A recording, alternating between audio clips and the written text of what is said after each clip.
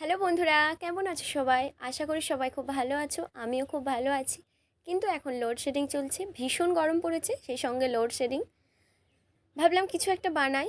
তো বাড়িতে আঙুর ছিল, ভাবলাম আঙুরেরই কিছু বানাই। যদিও আঙুরকে কিছু বানাতে হয় না, এমনিই আঙুরকে খাওয়া যায়। কিন্তু আজকে আমি আঙুরের জুস এবং তার সঙ্গে সেই একই জুস দিয়ে আইসক্রিম বানাবো। তাই ভিডিওটি একটু স্ক্রিপ্ট না করে সম্পূর্ণটা দেখতে থাকুন। ছোট্ট একটু ভিডিও, আশা করি আপনার ভালো লাগবে। আঙুরের জুস বানানোর জন্য আমি প্রথমে 500 গ্রাম আঙুর নিয়েছি। আঙুরগুলিকে ডাল থেকে ভালোভাবে ছাড়িয়ে নিয়ে ভালো করে পরিষ্কার জলে ধুয়ে নিচ্ছি। আঙুরে অনেক সময় অনেক ময়লা থাকে, তাই খুব ভালোভাবে ধুয়ে নিচ্ছি আঙুরগুলিকে। বাড়িতে লোডশেডিং চলছে, তাই কারেন্টে কিছু করা যাবে না, তাই এখানে আমি একটি কাঠের হামানদিস্তা নিয়ে নিয়েছি এবং এর মধ্যে আঙুরগুলিকে দিয়ে খুব ভালোভাবে পিষে নেব। এটি আমি নিয়েছিলাম আমাদের পাড়ায় এক ফেরিওয়ালার কাছ থেকে। ভীষণ কাজের, অনেক রকম জিনিস খুব সহজেই এতে পেস্ট হয়ে যায়, খুবই অল্প সময়ে, একদম লোহার হামানদিস্তার মতো। আঙুর পেস্ট করার সঙ্গে আমি 1 চামচ করে চিনি যোগ করছি, এর ফলে চিনিও মিক্স হয়ে যাবে। এখন আমার পেস্ট বানানো হয়ে গেছে, এবার আমি পেস্টটিকে ছেঁকে নেব।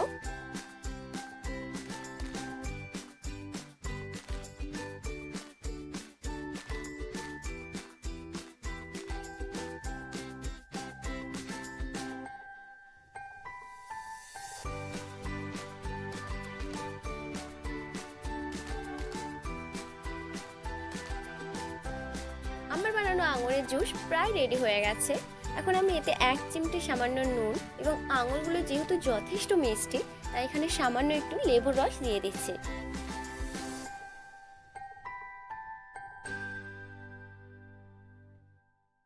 এখন আমার আঙুরের জুস সম্পূর্ণ রেডি, শুধু খাওয়ার অপেক্ষা। চাইলে এতে বরফ কুচি অ্যাড করা যেতে পারে কিংবা ফ্রিজে রেখে কিছুক্ষণ পর খাওয়া যেতে পারে।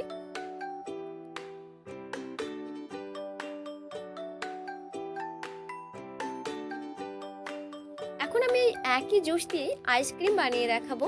এজন্য আমি এখানে নিয়ে নিয়েছি একটি আইসক্রিম মোল্ড। যেহেতু 1 গ্লাস হয়েছে, তাই এখানে আমি ছোট সাইজের একটা মোল্ড নিয়েছি।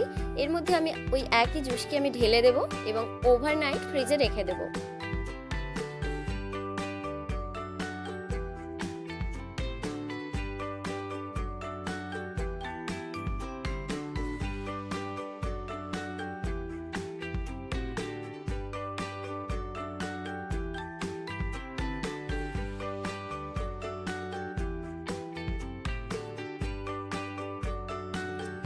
সারা রাত ফ্রিজে থাকার পর আমার আঙুরের আইসক্রিম সম্পূর্ণ রেডি, এখন শুধু খাওয়ার অপেক্ষা।